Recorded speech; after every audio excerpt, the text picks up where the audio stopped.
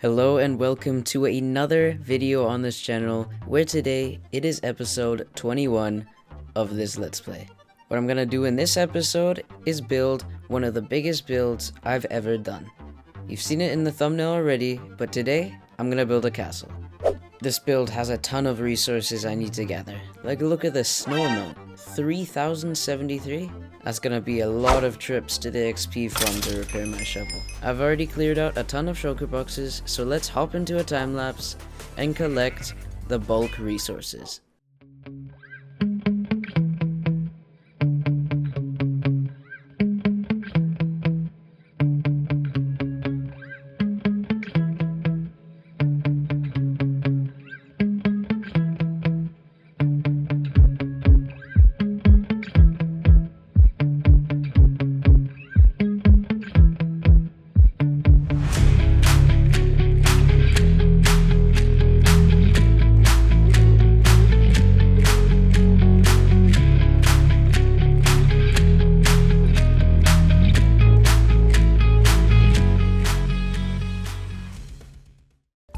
So, after 2 hours of resource grinding, I have this right here.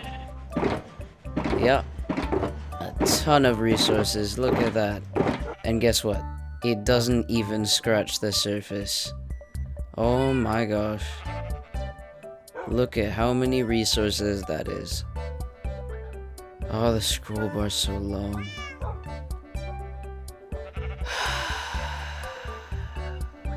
Alright, to spare you guys the trouble, because I still have to do this, I'm going to do the rest of this resource gathering off camera. So, I'll see you again when I have all of the resources. And would you look at that, after 10 hours, finally the shulker box monster has formed. And literally all of these are full. See this? Full. Full. Full. Full. Full. Full. Full. Full. Full. Oh. Okay, this is like the only non-filled one. Full. Full. Full. But without further ado, let's get this castle started and jump into a quick building time-lapse. Let's go! Starting off the build, I laid out a general build plan. This included the base of the outer walls and the floors for the house. Then, realizing that the layer by layer building style I was using was way too slow, I decided to work on the framework of the build instead. Due to the fact the build now looked like something you'd bring up to an art teacher and the teacher would go, "So it's abstract?" I decided to fill in the gaps with some stone bricks, making it look more like a castle.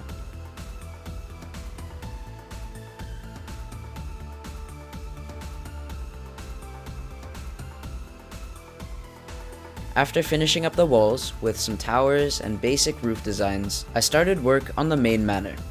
At the base layer of the mansion, I started off with a mud brick to jungle planks gradient. The mud brick gradient really helped contrast from the stone brick color. Soon after, I built up the second layer. I switched up the gradient and went from oak planks to stripped oak log. For the last layer, I split up the flooring with some divider walls and then added the roof. After finishing up the roof windows, which helped break up the flat surfaces, I added a chimney and then started on the snow layer.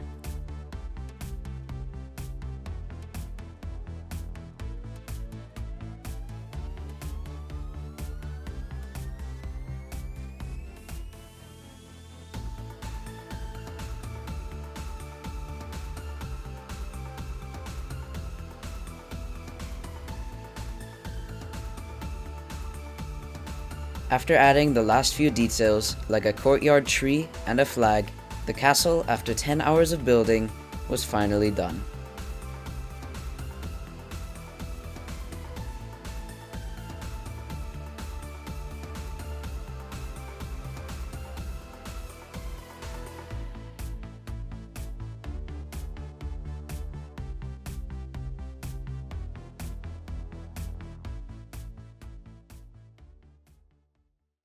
And the castle is finished, and it is looking amazing. I must say it is extremely worth it seeing it in the end after going through all the hassle with all the Lightmatica files and resource gathering. But I think before we do a tour of the build, let's go get some netherite templates, because I want to upgrade the new modded weapons we got last episode.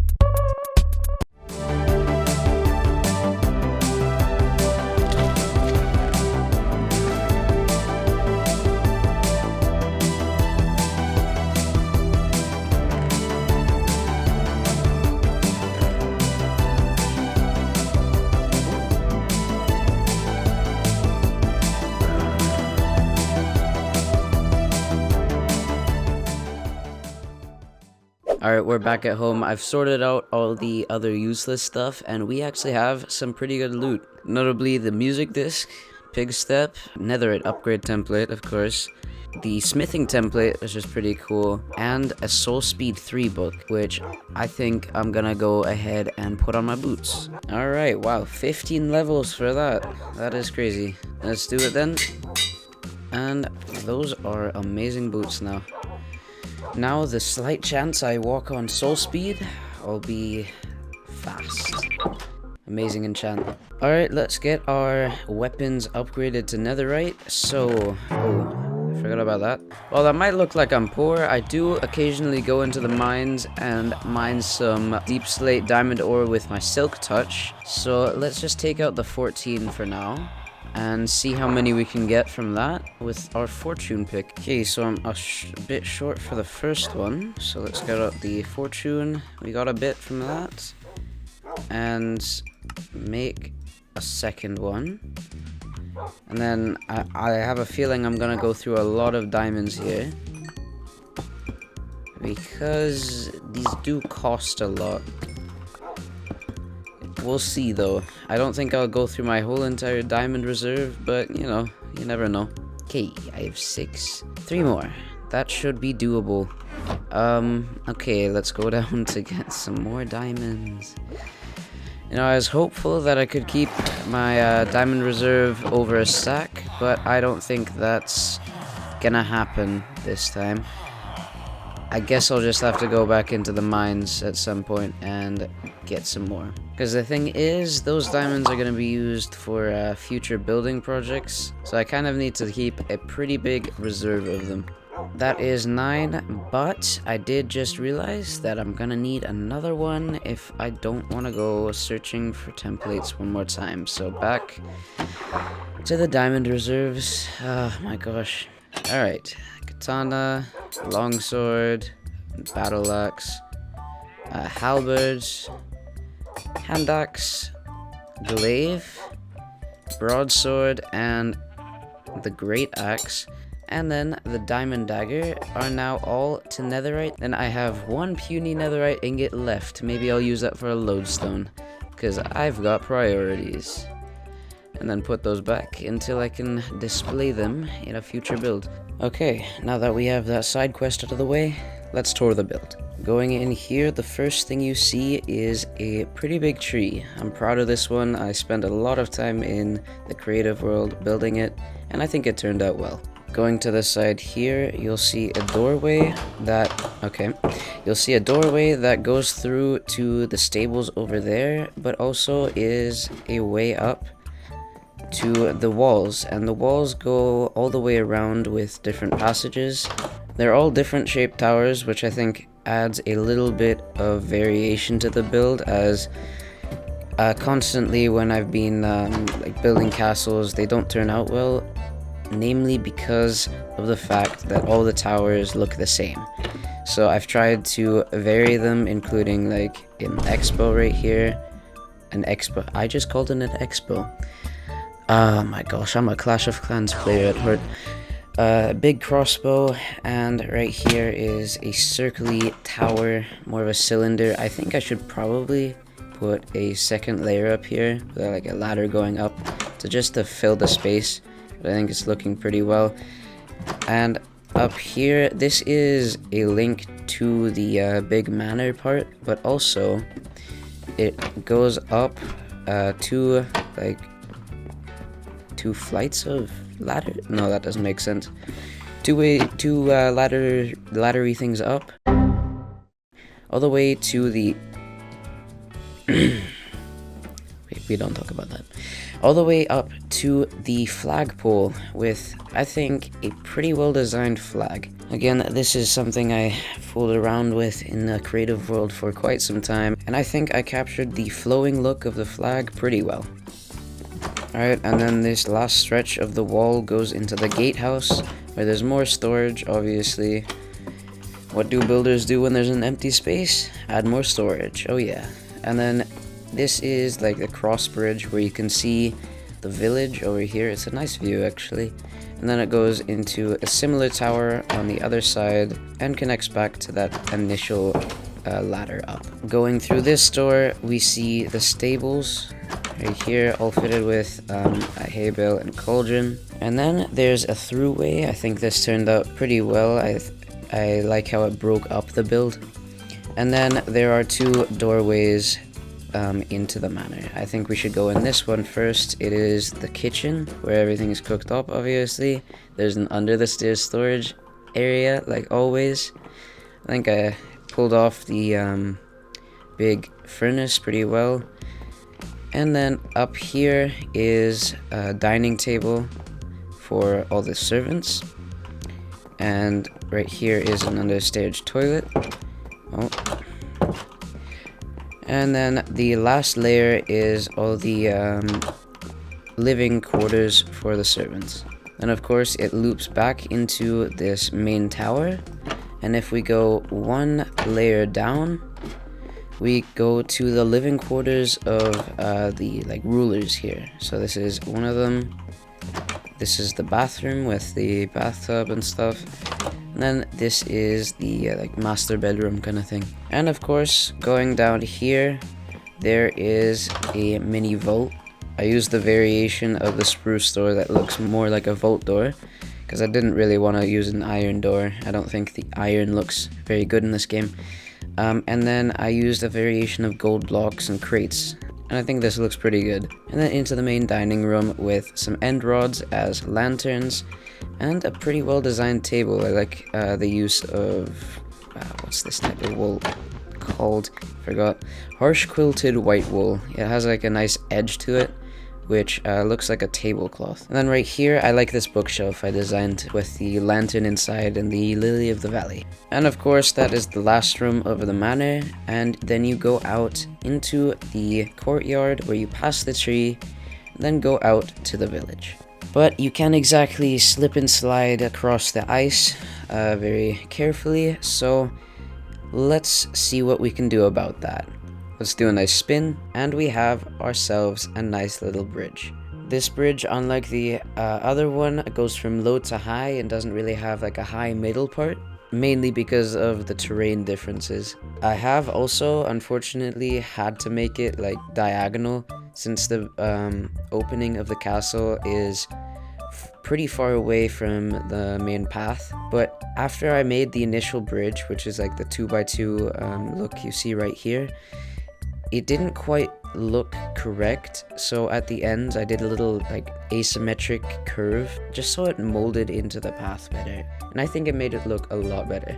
I do also like the underside of the bridge. I think the pillars turned out very well, even at the diagonal even spaced way I built it. And I really like the supported look with the bricks and then the raw materials. And of course, glowberries can't hurt. It adds more light to the underside of the bridge where mobs would spawn. Regarding the bridge, however, I do think I have a little bit more work to do, as I'm concerned about how wide the sightline is. I think I need something to block it off until you have a big reveal of the castle. And what better thing to do than add a few trees? I think maybe I could get rid of that small one and place a bigger one just to cover that little like left tower area, and probably just fill this area with some rocks and trees. And I think when you go onto the bridge, it'll look a lot more grand and more reveal than you see it from a mile away when you're standing over by that house over there. So let's get to work on building these trees as I talk to you about my new Discord server. That's right, I've made a Discord server where you can come and hang out. I'd love to grow this community, so why don't you talk about random things you enjoy in the general chat, promote your YouTube videos or YouTube channel in the YouTube promotion chat, show off your building skills in the Minecraft build channel, post your favorite memes in the meme channel, share your favorite songs to listen to, post your funny or cool gaming clips, and if you have some, which, I mean, I'd be surprised if you did because I'm an 89 subscriber channel, if you have fan art, post it here. We also have voice channels where you can come and hang out without the need to text. And of course, within the server, you'll be notified about future Patreon uploads, server notifications, and both my Minecraft channel and Plus channel. I'd love to grow my community, so click the link down in the description below and join my Discord server. Anyway, back to tree building. I think those 3 trees have done a great job in covering up that left side of the castle. I might do like just a few more on that left side to cover up the iceberg next to the storage building, but then I'll have to do also some trees or rocks over here on the right side, because I think this side is pretty empty. It does just need something to cover it up. And while I'm building these trees, why don't I go through my process and how I build them. Alright, what we're gonna do is start off with the base root system right here, just the stump, and then go up a few blocks. I like to just have a small tilt in my trees, and because the terrain is going this way, it's going down, I'm gonna go with a tilt that goes this way, just leaning over just the slightest bit. Then maybe shorter in the top to match the general height of these trees, like that. That's good. And then we'll start at the bottom with all the branches and leaves. So I've added a few branches here. This one is just a normal one going off to the side, but these 2 in the back kind of serve as a counterweight because the tree is leaning that way. I'm gonna do a smaller one, probably over here because the tree is taller right here, and then maybe I can start with the leaves and then just work my way up. So I'm gonna go light on the leaves amount because it is at the bottom, and generally trees don't have too many leaves at the bottom because there's not enough sunlight. Okay, that's looking pretty good as the base of the tree. Go back into the free cam mode. I think I should start with a branch up here on this side, but we're gonna just start using 1 branches because I don't think I want to use too many long branches while I'm going to the top. And let's put the lighter leaf on the edge right here and start moving up a bit more using less of the logs. Yeah, I'll just keep continuing, and then maybe at the end we'll edit it a bit more with more leaves. Building trees is just basically a parkour training course, because there's so many ways you can go up a tree once you start building it with leaves. And it starts actually being fun to just parkour around it. Let's take a look on how it blocks off the iceberg part in the background. Yeah, I think that works a lot better with like the iceberg mountain kind of thing. You can see it like slightly, but the main part is worrying about the castle right there. But I think the trees have blocked off that like big flag over there and most of the entrance. And I think once I add some like rocks and trees over on that side, it'll look a lot better. And then only when you can, like when you get to that bridge, you see the whole entire castle. I'm gonna go ahead and just build the remaining trees off camera, and then I'll get back to you once they're finished. Transition! And would you look at that? There are some beautiful trees blocking the viewpoint from here, and you need to walk all the way over there to see the whole castle. I think I pulled off this viewpoint trick really well, and it just really adds to the build up ahead. Speaking of the build, I think I need to retexture some spots, because look over there. Oh, that's not that. I'm relying too much on the modded blocks instead of using some actual texturing. And instead, I think I need to do something like this, where I add some acacia logs, tuff, some shading blocks in there. so it actually looks like it's properly textured and it's a finished build. So that's exactly what I'm gonna do right here, just finish up the build.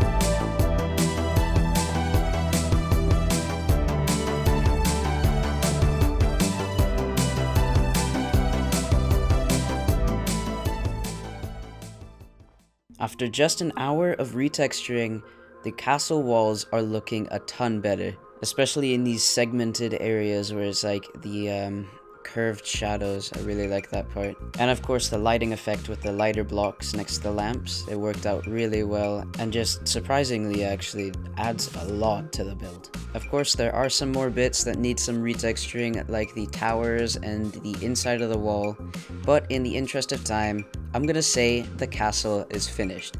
And as I stand here looking majestically at the castle, I'm gonna say a huge thanks to the people who made it to the end of the video. I spent a lot of time and effort in making these videos, and I would really appreciate it if you considered subscribing. But until next time, see ya.